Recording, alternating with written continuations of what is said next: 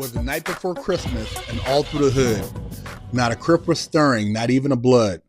The stockings were hung by the chimney with care, in hopes that Big Herc would soon be there. The children were nestled all snug in their bunk beds, while visions of wigs being split danced in their heads. And Mama in her nightie and Daddy in his beanie had just laid down so she could play with his weenie.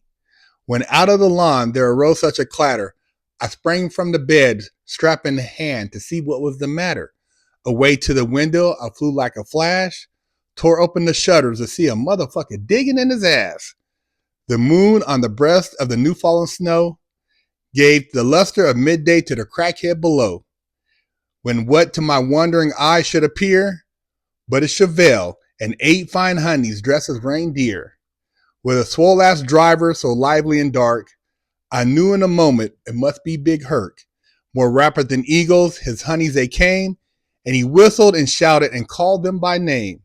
Now Tiffany, now Jessica, now Candy, and Vixen, on Amber, on Crystal, on Brandy, on Kristen. To the top of the porch, to the top of the wall. Now dash away, dash away, dash away all. As dry leaves that before the wild hurricane fly, when they meet with an obstacle mount to the sky. So up the house top honeys they flew, with the Chevelle full of toys and Big Herc too. And then in a twinkling, I heard on the roof the prancing and pawing of each Ugg boot. As I drew in my hand and was turning around, down the chimney Big Herc came with a bound. He was dressed in all fur from head to toe, and his clothes were tarnished with ashes, to which he said, "Yo!" A bundle of toys had flung on his back, and he looked like a pimped out dope dealer slinging a sack. His eyes, how they twinkled, his dimples, how merry, but I knew if I fuck with him, it could get scary.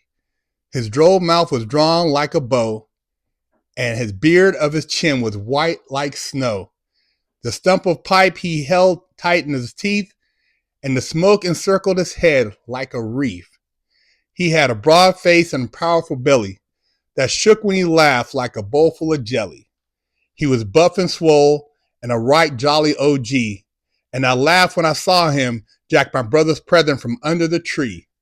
He hasn't been good, so it doesn't deserve shit, but I knew I would never hear the end of it. That shit. He spoke not a word, but put in his work, and I filled all the stockings, then turned with a jerk. He says, "Snitches get stitches, so don't be one of those," and give a nod up the chimney as he rose. He sprang to a Chevelle, to his team gave a whistle, and away they all flew like a G with a hustle. But I heard him exclaim, ere he drove out of sight, "Merry Christmas to all, and to all a good night." From BigHerc916.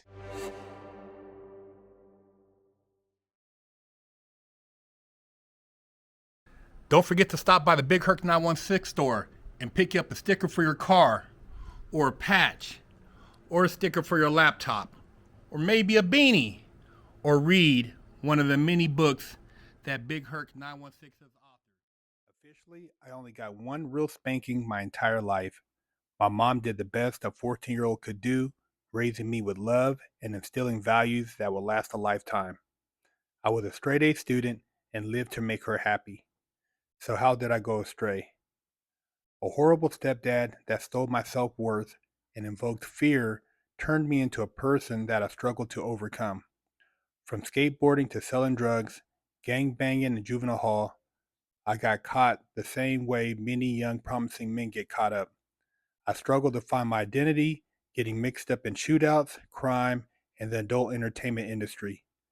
This roller coaster continued as I juggled college, hustling, and Hollywood, eventually catching a federal bank robbery case. I found redemption in prison while serving a 120-month federal sentence and came out a man on a mission. I became a social media influencer with over 500 million views on YouTube and a life coach mentoring people all over the world. This is my journey against all odds.